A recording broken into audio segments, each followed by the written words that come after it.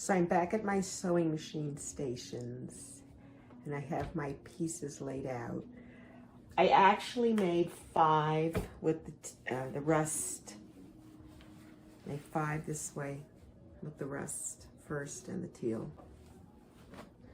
And I made 4 this way with the teal and the rust. The rust and the teal are going to be the horizontal ones, and I've matched them with the first row to make sure it's correct, so I hopefully won't do it wrong. And then I'm going to sew, and I'm going to alternate. I'm going to take one of these and then sew this. I want to sew it and go like this and always have this on top. And I've just kind of plopped it down. So now I'm going to pick it up and I'm going to look at it, and I have to match the rust and the teal together. I have to match them. So I'm going to look at them, and I'm actually going to flip the one seam in the back since it is pressed that way. And this seam is going down. And I'm going to make those seams kiss, just like I would when I was sewing regular seams. You've heard me say that before. Okay, and when you get started, it's kind of, you know, a little awkward when you're first doing this, and nothing seems to want to go the way you want. But, you know, as you get more familiar with it, it gets easier. Okay, I'm just fiddling because I'm talking to you. I'm trying to find my foot plate. Okay, my presser. So here we go. So now I have it. My seams are kissing. I'm happy. I'm lining up my 2 notches, and I'm going to pick up my presser foot and put my fabric on top, because I like to start sewing with fabric. I find, actually I got to adjust my length, I find it's less likely to eat the fabric. And I'm going to sew, let me just fix it. Seems like that slipped a little. I want that nice and tight up there. Okay. I'm going to sew to the seam, just to that seam that's on the orange one. Can you see? Let's see. All right, so I just sewed to that seam and I put my needle down. Now I'm going to go hunt for the one underneath, and I'm going to lift my presser foot up so I can pull that gold piece over. And I'm going to straighten this out. Actually, I'm going to leave the presser foot open for a minute. So I'm going to, okay. I've turned it, and I want to point out a few things. Both seams are going in this direction. I've not pressed them open. Okay.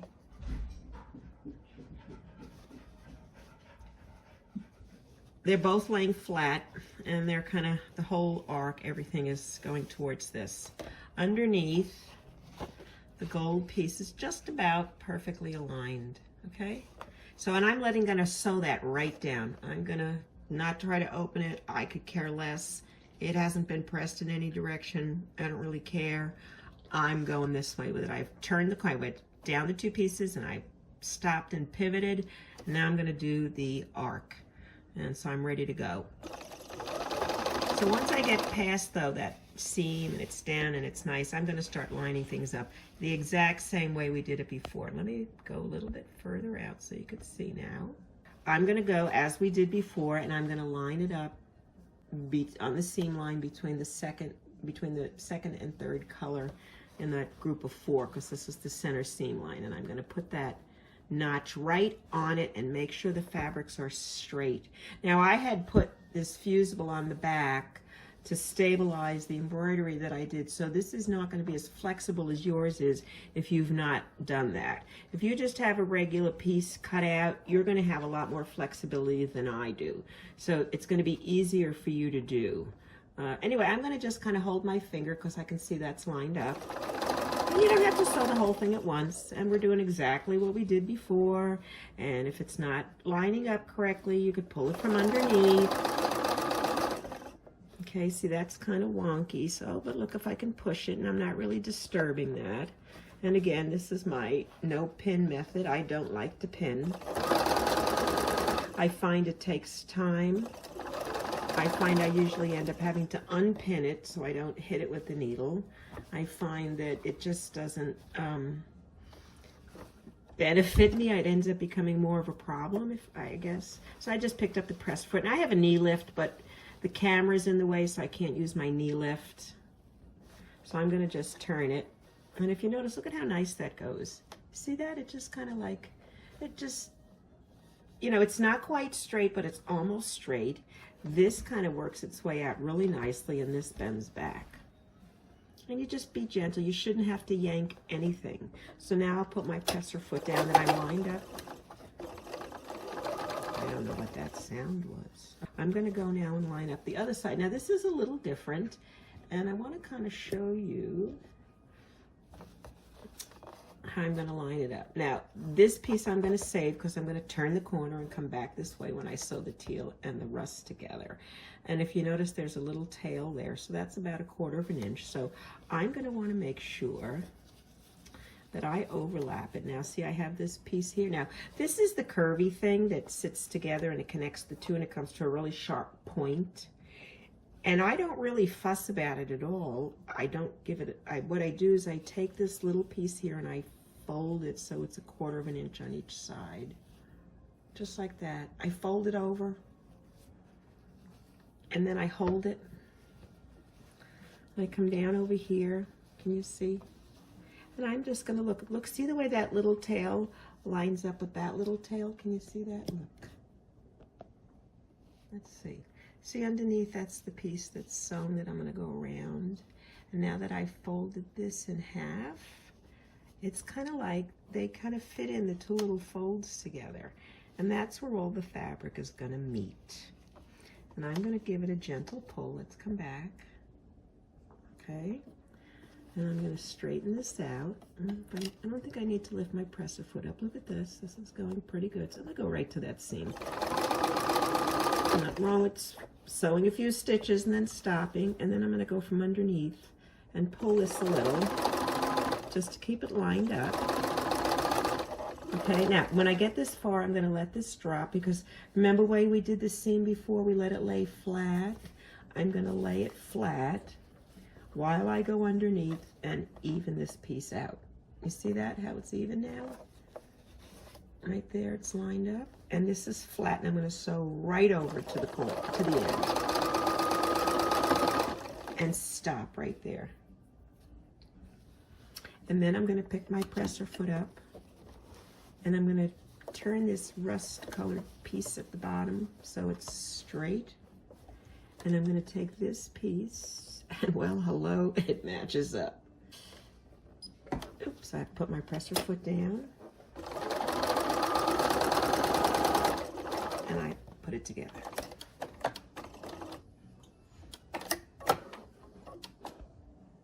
Let's look at it. I'm going to just move it over and then I'm going to move the camera.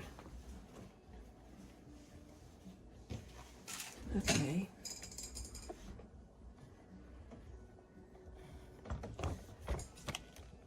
And there it is. Here's our piece we just sewed. This is the seam we just put in right here. Okay, just put it right in. Looks pretty good, doesn't it? Right here. Look at how the piece, see? Look at this. This is the piece we just sewed. Look at, the points are good. I think the points are pretty good. Here. I know it's hard to see. Right? Right there. And this kind of comes across. We kiss the seams. We got a nice point. And on the other side, here we go. Not too bad. Okay, see, we came in. And that's all you have to do. I find by leaving these pieces down here, and when it comes time to press them, they just all lay flat and fan out. It's perfect, and there's none of this pressure seams open and do it this way, that way. It just sews itself in almost on its own. The next piece is the horizontal piece, and that's the one with the rust at the beginning, at the top, as we talked about. They're alternating, and all these horizontal ones start with rust and all. I mean, yeah, the horizontal ones and the vertical ones start with the teal. So that's the way it's going to be sewn in. Now, do you remember we talked about the fact that we're always sewing this? Now, if I flip this over, this is on the top, and I don't want to do that. So I'm going to go ahead and sew it from the other side, which means I have to match these two pieces up first. So I'm going to turn it over. And then I'm going to go ahead, and I know it's just wonky. You have to look at one piece at a time. Don't look at the other curves. It'll drive you crazy. You'll think they'll never go together, but they do. So I'm going to match this up.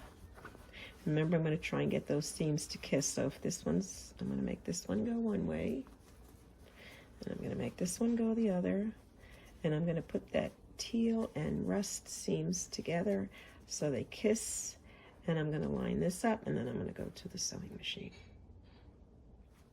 Okay, so it still looks like, I'm going to fix it a little. May have shifted a little when I moved it over. Okay, and I'm going to line this up.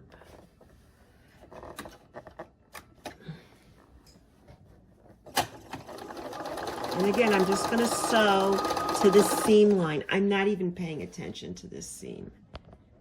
Let's see if I can move up again. I'm sewing to this seam line, because that's where that one ends, and I have the teal and the rust kissing right there.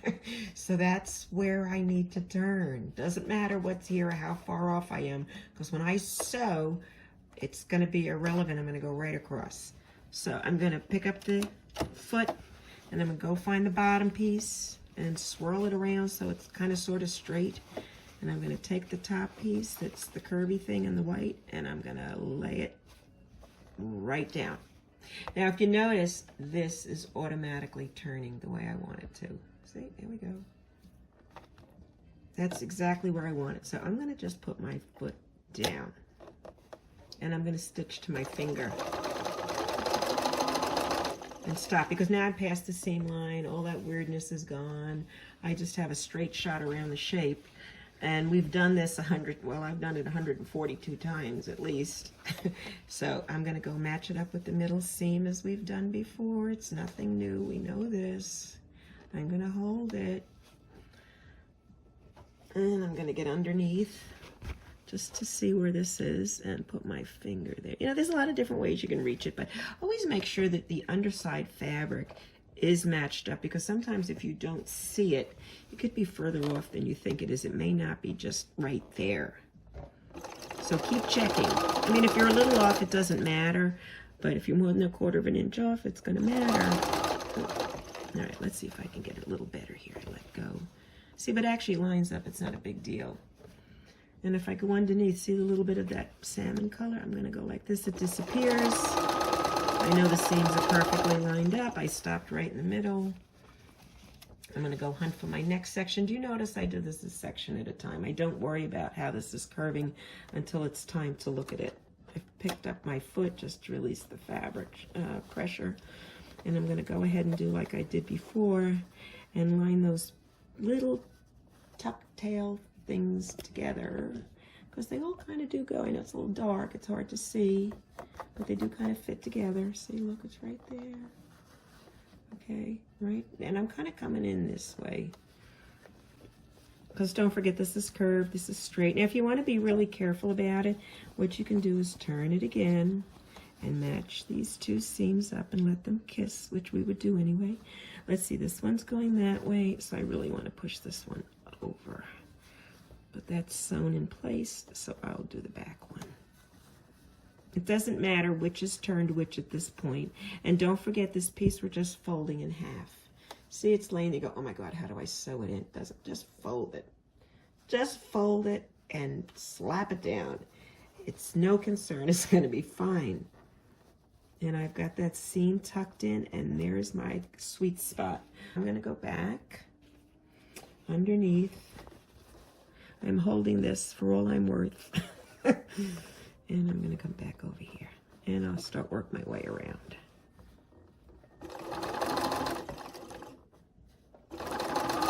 You know, sometimes it's easier than others, so sometimes I have to go slower than others. There's nothing wrong with that. See, there's some of the brown showing. So I'll go put my finger. See, sometimes it's easier to go from underneath. Now, see the way this is curving? So I'm going to lift my presser foot up. I'm going to pull this, not so it stretches. See, I stretched that accidentally. And pull it under, just so it lays flat the way it wants to. Put my presser foot down, making sure this goes under the foot as I sew, and sew to the seam. go right at the seam.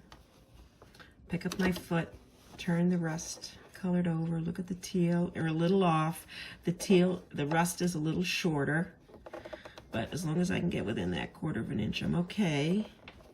And I'm gonna sew it in. Oh, put the presser foot down. See, I'm so used to having my knee lift that I'm surprised it's not like just happening for me. Okay, so let's look. This was our first seam we sewed in. Then we turned, the piece was this way. Then we got a horizontal piece and we sewed this piece in, and now the piece is going that way. Not everyone is going to be perfect. They're pretty good. I'm okay. Considering how easy it is to put them in place, I'm fine with how they've split out. You know, if you wanted to be a real purist, you'd probably want this little piece to go to that edge. I'm not a real purist, and I don't think anybody's going to know but me. And when you put it together, this is row 3. And I have my little guide that I'm using, which says I started with the large and this, you know, the horizontal and the vertical and so on, as we've been doing. I have to sew. Let's see if we can just do this. The blue here, right? And so if I fold it over, this is the wrong side. So I'm going to match up these 2 sides here, which is because how I want to sew it. And I'm going to flip it to the rust side. Let's just flip it around. All right, and I'm not going to worry about anything else right now but the corner and this corner. I'm not looking at this. I'm not worrying. I just want to make sure they're flat. I don't care what position they're in. And I'm going to match those notches up and look to see if my seams are kissing. And in this case, I'm going to see if I can push one up or down. Sometimes when you sew them together, they're kind of hard, so I'm just going to match it up as best I can. Ideally, I want my seams to kiss.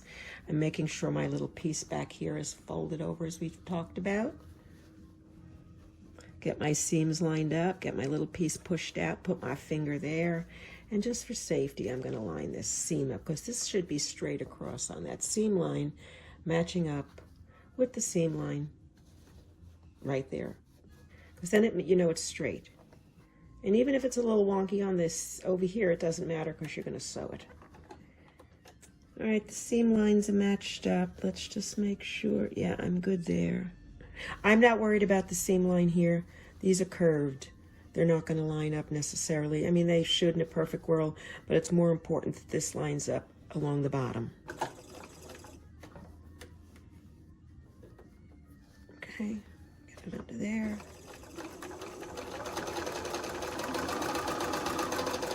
And I just sewed right to that line. See, right there. Now let's pick it up. Now I'm going to go looking for the other stuff. Here it is. Pick up my foot pedal so I can turn it a little. And let's back up a little. And I'm going to be looking now for the center piece, which is right here. And I'm going to get that notch. And put that little notch right on there. And I'm going to hold it with my thumb. And I'm going to see what kind of layout I have here. Now, if you notice, here's the first seam that you did on the other side, and I'm trying to match this seam up. Right now I'm going to let that go. I'm going to pick this up because I want to pull this tight. So see the way that lays so nice? Let's see if you could see that. See, it's just kind of laying, it's here and it's floppy, but if you just pull this other side just gently and go like this, it'll lay down perfectly for you, and then you can just sew right over. And I sewed like to the end of that where that gold piece is on the other side. Now I'm back to matching this up, holding it again, and look at this, it just about lines up perfectly. There we go. Now if it gets wonky on this side, you can just give it a little. A lot of times when you pick up the foot pedal, it will release some of that extra material and it flattens out for you.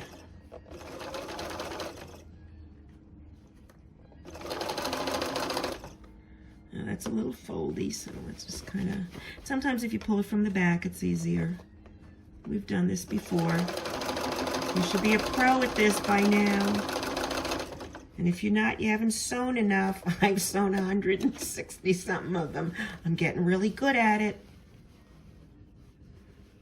This is the first double wedding ring I've ever sewn. So even though I'm kind of sewing and then showing you, we're learning together, only I'm learning off camera. I'm okay with this. You know, sometimes you got to do it individually. All right, now I'm going to come back over here, get this little baby in order. In fact, if you want to, you can go right back and either, as we did, match these two little points up here and sew in, or you can match up the teal, like a reverse of what we did in the beginning. And actually, this one I think I can flip over. No, all right. It's sewn in too much on both sides. Sometimes you just can't do it. But I'm going to hold it even there and then make sure I get this piece out. And you know, one of the things that I have found is extremely helpful are leftover tweezers. You know, when you get a pair of tweezers and they just don't work anymore, or they're the wrong shape, bring them and put them in your sewing room. All right, I'm going to give up and fold it over manually. All right, so I did that. And so you notice what I was doing was making sure I caught that back half of that peel here so it was folded, because that's important. Otherwise, you're not going to have a good fit. Okay, so back over the seam. Make sure it's even. And put my finger there, and then I'm going to just give this other piece. Because don't forget, I have that embroidery I put on there, so I have interfacing. So mine's a little stiffer. All right, now, at this point, I have to make sure this is my lay flat piece. See, so I'm going to go like this. Okay? And sew right over it, just like I did. Oh, that's all right. I'm just going to the seam. But I can't really see the seam, so all right, it's right there, I think. And look at the notch is perfect, so I guess I'm okay.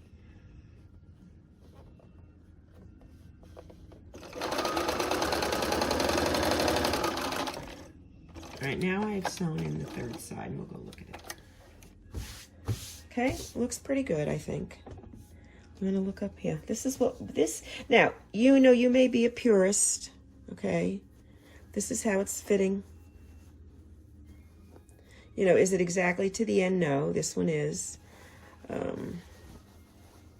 I find, though, for what I lose in that little bit of space there between here and there, which is perfection, and this is pretty good, is the ease of sewing it together. And so I'm okay with it. But sometimes it's just got to be easy. If you're quilting and it's not fun and you're frustrated, what's the point? I have to have it easy, and I want to make it look good, and again, my need for speed. So that's my quick and easy method. I'm going to go ahead and keep building those just quickly, what you have to do, because I'm going to leave you on your own until we get to the end. You're going to be all on your own sewing rows 4, 5, and 6. So this is 3, and it has the large piece to begin with, as we talked about. This is 4, is going to be the narrow. And I urge you, even if you go online and print a double whitting ring outline that you found on the internet and print it and cut this and paste it together, it's good to keep track. And so this is 3, and 3 and 5 are going to be the same. So you're going to start it the same way, making sure you match up the colors correctly. And then 6 is going to be a narrow one. And then we're going to do 7 together, which will be the end one, which will be exactly the same as 1. You're in charge of 3, 4, 5, 6, and I will see you on row 7. I made it to row 7. It actually went pretty quick. I really had no problems whatsoever. I did get sidelined a couple times by doing some projects for AccuQuilt and some Halloween costumes and stuff like that. But I'm back, and I'm going to work on row 7. Okay, and this is the last row. And it's actually the same row as row 1. And this will be, once we're done with this, we're going to sew those rows together in a very unusual manner. But it'll be easy. It just a little strange, but I found I actually watch videos myself to see how things are done. And I look at everybody else's and I say, well, that looks good, that doesn't. And that's what you should do. Just because I do it this way doesn't mean you should. This is what I found to be the easiest way to put this together. You'll have to decide if this is the method you want to use, or perhaps you may discover a better way. In the meantime, let's put row 7 together. I realized after I made the first piece, And this is the one I have to sew the arc to. I could just continue to make the slices the way I did before for the previous rows, making a certain number of sets with the rust first, and then a certain number of sets with the teal first. So I made 4 of each because I found I could chain piece them together and it's quicker for me to sew them. So I'm going to just move the first piece. Now I can go ahead and add these in the same manner I've done before, and then these will be done. That's my bottom row. This already includes the bottom row, so I'll be seaming them off, and then all I have to do on the very last piece to finish it off is on the very last ring, as I just put a piece. So let me finish row 7, and then we're going to talk about the crazy way we're going to sew the rows together to make it quick and simple. I'm getting ready to sew the first 2 rows together, and I have taken my row 1, which was the top, and it has all the scallops across the top, same as the bottom one we just did, and I'm kind of lining it up, and as you can see, as per the papers that we cut out, the rows go like this. Now, the easiest way that we sewed it together before is by always putting this piece on the top. But when we're sewing it together, every other one would be on the bottom if we sewed it this way. So what we're going to do is we're only going to sew every other block together now. Then we're going to flip it over and then sew the others so that we put this always on the top. So what's going to happen is we're going to turn this over, and this is going to be on the top. This will be on the top. This will be on the top. So I'm only going to sew this one. Then I'm going to skip this one and go to that one and sew this one. I know it sounds confusing, but I'm going to lay them this way, and I'm going to sew them every other one. And it kind of looks odd, but we're going to go to the sewing machine and we'll do a few. And if you just take your time and watch where you are, it will go together very easily. I've decided to start from the right side because the first piece is here, and then I don't have to flip them. And getting started the right way is very important, because if you sew the first one wrong, after that, it doesn't matter because everything's wrong. So I'm going to just actually take this piece, and I want to sew this first. And I'm going to look, because I need to match up, again, the blue to the rust. It's going to be the same pattern all the time, so I'm going to turn this and put it here. And then we're going to bring it over to the sewing machine. And I'll just hold that. And again, no pins. All right, I'm picking this up. And this is row 1 and 2. And I'm just going to make sure it didn't slip out of the way. And it's still matched up. Okay, and since I last did this, I got a new sewing machine. So I'm still learning how to use it. So let's just make sure I've got this matched up, and I do. So again, just sewing to the seam. There's my pieces underneath. You know, it's the same process. I don't really worry about anything except for what I'm sewing at the moment. I'm going to hold that down, make sure this piece folds under as we talked, get across that seam. And then this is exactly what we've been doing to the other side. Now I'm going to match this up just like I did before. Right here. Would help if I matched it to the right colors. Right there. Okay, that's where it gets matched up. Can you see? You know, we're doing the opposite colors, the teal and the blue and the teal, you know, the teal and the rust. I don't know why I keep forgetting the rust. But so let's get over here, and we'll just give this a little, get around the corner there a little bit. Okay, I'm going to lay this flat, pull this underneath.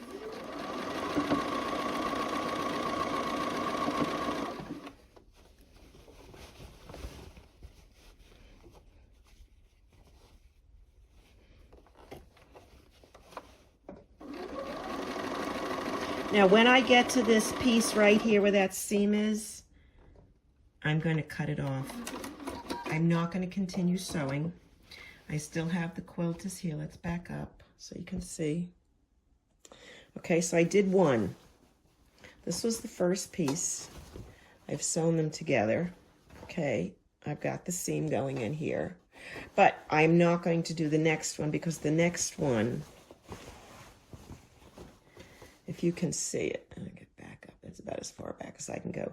The next one would have me doing these pieces. So I'm going to skip it. And I'm going to move along. And I'm going to go to the next one that has the sewn in arcs. And I'm going to go skip that piece. And I'm going to go to the next piece that I have that has the solid piece in it. And I'm going to go ahead and I'm going to match the pieces up again. And pretend I didn't even sew that other one. It's just that I've got a lot of pieces attached, but I'm not really paying attention to them right now. And I'm going to make sure that I take my corners again. And I have the teal and the rust, teal and the rust, and the rust and the teal. And I'm going to sandwich them to, kiss the corners again like I do. Right there. And I'm going to start right at that seam line.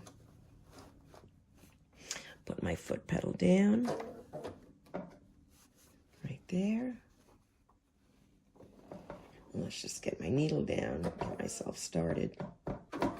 Okay, this way it holds it for me, and I can make sure I'm lined up. All right, I can sew to that.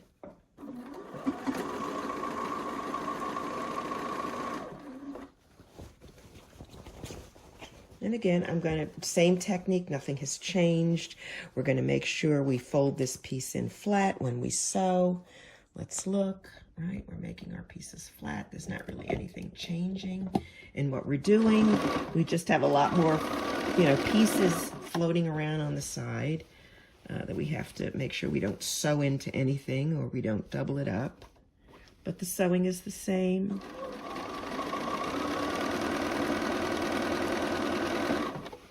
Okay, and I'm going to go to the next piece. I'm going to keep pulling my fabric just so I don't have any tension. I don't want it dragging. I want to just have them sew nicely together. And I'll just get this one laid here.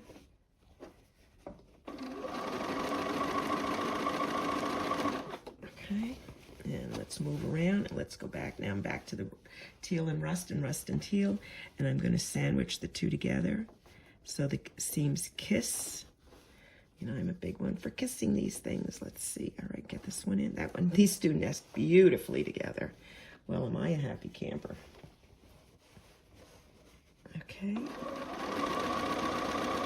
And as I get close, I'll just make sure that seam lays down nice and flat. Stop there. Make sure my seams still kiss. Because you are working in curves and straights, and it's kind of, just got to keep track of everything. And again, I'll stop at that seam and I'll cut it off. Okay, so I'm going to go and continue to sew every other one, and then I'll flip it and I'll show you how to sew the other ones in, and then we'll look at the finished 2 rows sewn together. Okay, let's take a look at this now. I've sewn every other row together, so these are done and it looks really nice. And this has an open hole. I haven't sewn it together yet. And then this one is sewn together. I think it looks pretty good. And this one is open. I'm going to go ahead now and go back. Let's see if we can do this. And I'm going to fold it back over. And I'm going to turn the quilt around. And then I'm going to start, if you can see this, here's the first one that was sewn together. I know it's kind of awkward, and this is the open one. So I have, this is sewn together on this side, and this is sewn together on this side. And the middle one is empty, but I have the solid piece facing me, so that is what I'm going to sew together next. Okay, now that we're dealing with some sewn pieces and some unsewn pieces, it is a little awkward. However, it's not difficult. I have my piece here, and this is the top piece that I want to always be on the top, and that's why I sewed every other one. And what I'm going to do to make it easy for myself, I'm going to go ahead and I'm going to lift my presser foot. Oop. This brand new sewing machine, still getting used to it. Okay, and I'm going to put my presser foot down where the, put that in there. Let's get that. Okay, where I finished sewing the piece when it was flipped in the other direction. Now I'm going to take my pieces and I'm going to match my teal and my rust and kiss those seams right there. And I'm going to continue on like I was sewing on this side forever. And I'm going to go to the point and I'm going to repeat the process. And that is all you have to do. If you turn them over like that, you're not going to have to try to sew some half one way and half the other. You can sew them all with the solid piece on the top, which is a little more stretchy and really helps you sew them in better. So here we go. And it's just the same process. I'm sewing to the point as I did before. Now the thing that's interesting is now when you start pulling up this other piece, let's go back a little more, that I'm pulling up this piece here. This is sewn together already. So I've actually am kind of pre-matched up, and all I have to do is guide the seam. Now let me fix that underneath one. Okay, and there we go.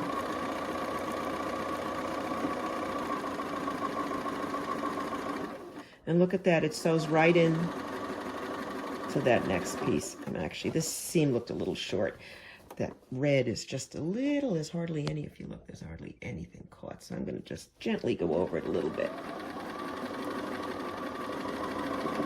Okay, and I'll cut my thread. Now I don't really have to do anything other than, this one is sewn, so I'm gonna kind of push it across. And I'm gonna go get myself, let this flatten out, and go ahead and put this on the next one and sew it and do the exact same thing. This is the double wedding ring for my niece. She got married in May, April. I've lost track of time. I feel like I've had this quilt forever. Anyway, I've been working on it. The quilt is done, and as you can see it, I have it up on my long arm. And I've actually been quilting it for about 4 days now, a couple hours each day, and it's going pretty good. I'm almost finished. This is the end. And I finally gotten good enough at what I was doing to be brave enough to show you. You know, when you start out doing these big quilts, you start out with a pattern and it just, you know, how you're gonna do it. And you start doing it as you go along, you get better. So I've often wondered if I should start like in the middle or in a corner, or where do you start so that people don't notice which side you started on, because it doesn't look as good as everything. You may remember I did embroider with my embroidery machine some motifs in the middle of each of these center pieces. And I've sewed them in place. And for the most part, they haven't been a problem. I've had a little bit of wrinkling where the interfacing ends because it doesn't go all the way over. And I'm debating if I'm going to put some more stitches in the middle. But I'm going to wait till I'm done, and I'm going to roll it back and see how, if it looks wrinkly or not. If it does, I'm probably going to put some more, another design around the motifs that I've embroidered. So I'm going to switch the camera, and I'm going to show you how I ended up quilting. It's very simple. I'm using a ruler, and I'm doing free motion, and I'm just really trying to put a utility stitch onto it. So down to the quilt we go. One of the challenges I've had with the double wedding ring, unlike some of the other quilts I've done, is that everything is curved. The border is a scallop border, and I'm going to end up doing bias binding, but that's going to be another video.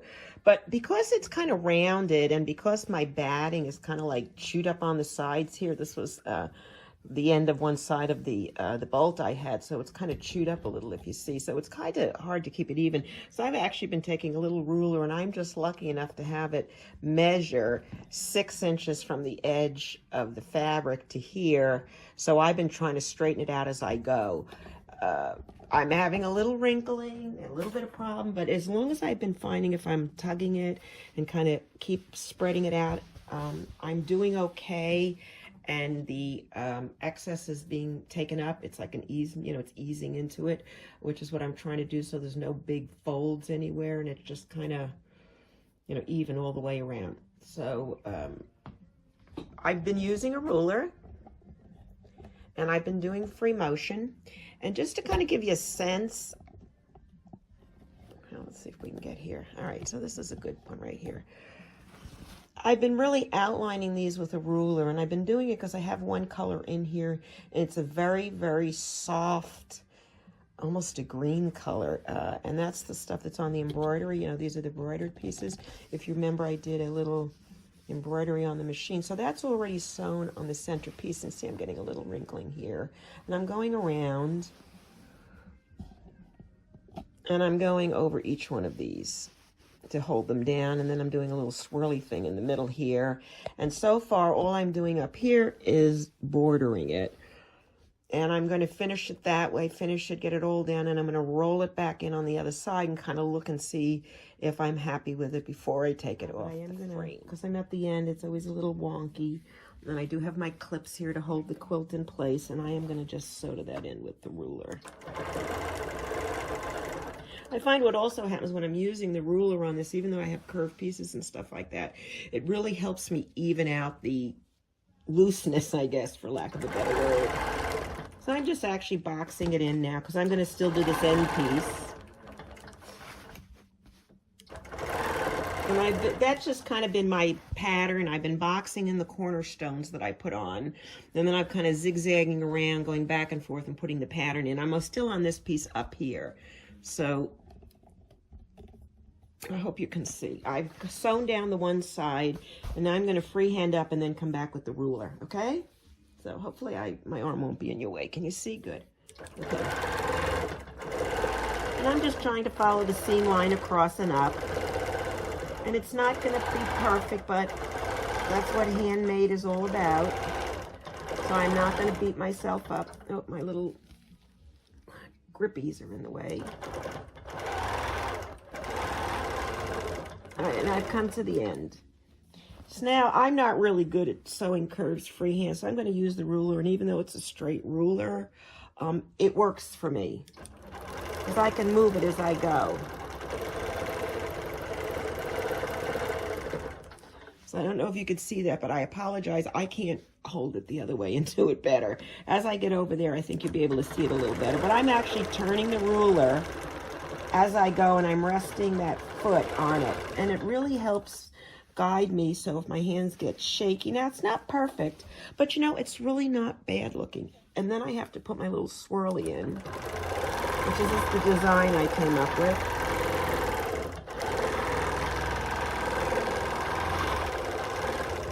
And all I've really done is space the block out so I can get the bump. The bump is, this is halfway through across the block.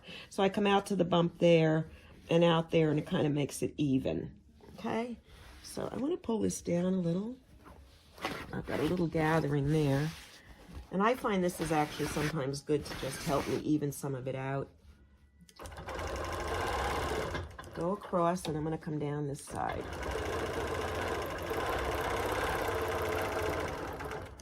Now, I'm not worried if it's exactly on it or not. You know, at this point, I've had so many hours in this thing, I'm really looking forward to having it finished. So, but I do want it to look nice. I don't want to, you know, mess up the quilting at the last minute. So I am trying to be careful, but I'm not trying to be too anal about it, if you know what I mean. I just don't want to fuss too much because it is a handmade piece. And I'm making it with love, not perfection. And I keep telling myself that. All right, so that end is done.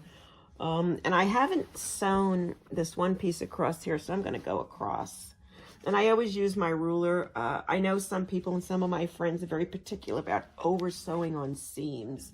So let's pick it up, and we'll go across so we don't have an extra seam. And then I'll start up over here.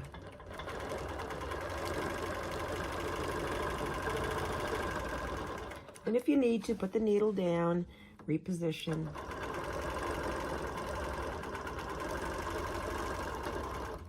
Okay. So now I'm going to come down this one here. Let's see if my arm, try to keep my arm not too far. You know, let me do my free motion first. And that's kind of all I do, is I just kind of meander down, up and down as I go. I'm going to go across.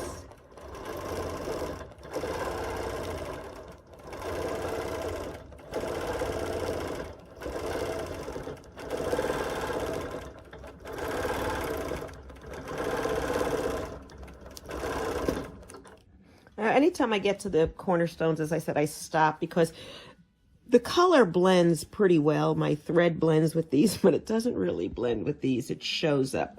So wherever it shows up, I want it to look straight. So that's why I'm doing this.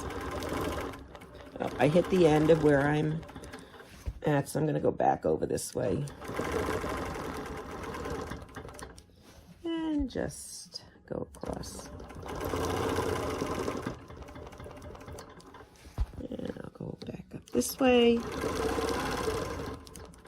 And I'll go across, and I'm squaring them out. I'm just boxing them out.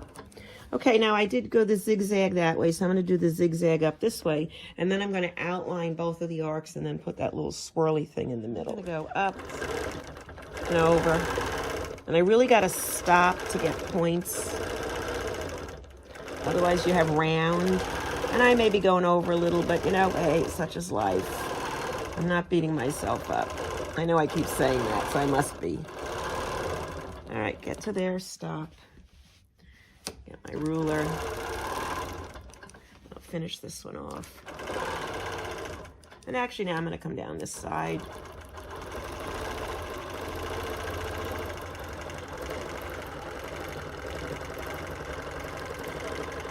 And into the corner. And I'm going to go back across. And I'm going to do the inside. Just because I'm here. And I go slow. I find the ruler really helps me. So yeah.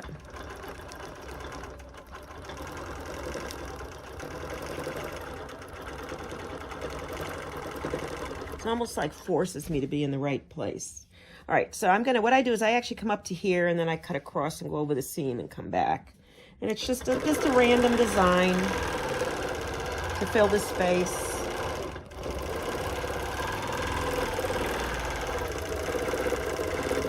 And that's all I've done. And I just keep repeating it, repeating it. Double wedding ring, and that's just a quick demo on how I've decided to quilt it. It's going along pretty good. I'm almost finished, and we'll take a closer look at it once it's off the frame.